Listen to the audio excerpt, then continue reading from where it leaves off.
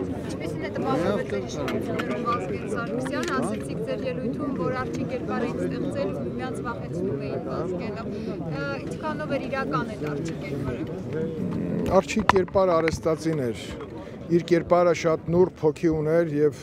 իրեն շատ մոտ ճանաչողները գիտեին եւ այդ հոգին էր, որ համախմբում էր այդքան այդ Արչի կերպար ունեցող տղաներին,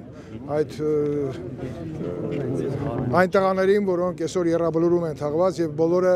այդ ոչ թե Արչի կերպարով էին իր շուրջը համախմբված, այլ այն Վազգենի, որին գիտեին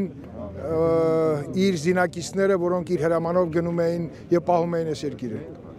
Այս իշխանությունը ժողովրդի քվեով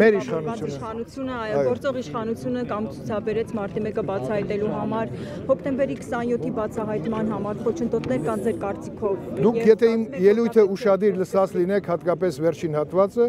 դուք կտեսնեք այնտեղ բացահայտման հնարավորություն։ Պարոն Քոչարյան, օրեր առաջ հայտնել եք, որ չի լինել։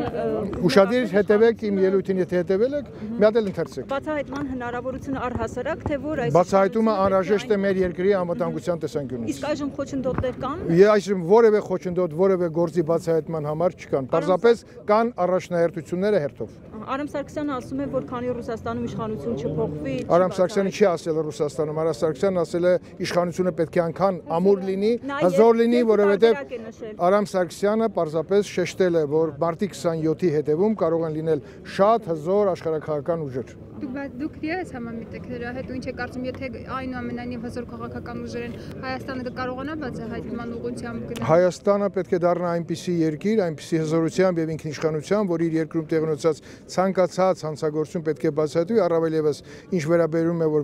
մեր պետությանը ամբողջական վերաբերող մարտի 1 թե հոկտեմբերի 27 մենք ունենալու ենք այդ բացահայտումները։ Մարտի 1 ինքներդ տեսնում եք ինչպիսի արագությամբ եւ ինչպիսի տեմպով է գնում առաջ։ Պարոն Քոչարյան, վերջին շրջանում նաեւ խոսակցություններն են ակտիվացել կրկին հողերը հանձնելու վերաբերյալ։ Ով է ակտիվացնողներին հարցրեք, մենք այդպիսի ակտիվացում չենք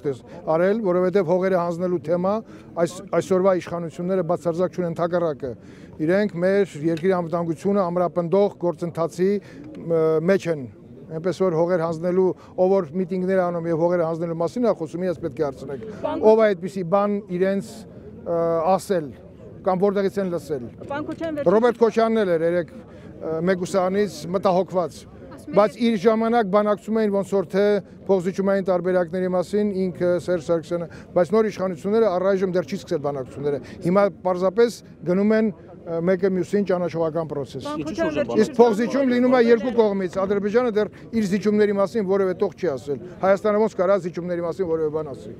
Վերջին շրջանում դարձյալ շահարկվում է հայաստանցի, ղարաբաղցի այս դա էլ չկա, արհեստացին, չկա այդպիսի բան։ Այդ շահարկումները ինչ որ կենտրոնից են Բնականաբար ես զգում եմ, որ ինչ որ ուժեր ուզում են անդադ շահարկեն այն ինչ որ չկա, իսկ Հայաստան-Արցախ նման շահարկումները կարող են շատ վտանգավոր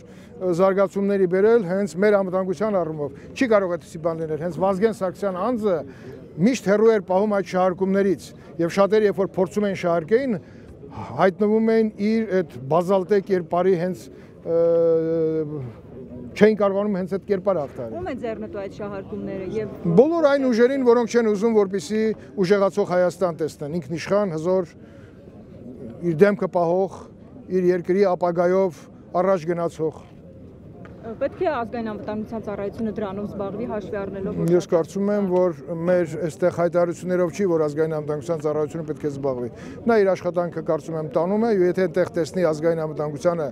ինչ որ գործընթաց ազգային անվտանգության դեմ, ինքը իր գործողությունները կպլանավորի եւ կանի։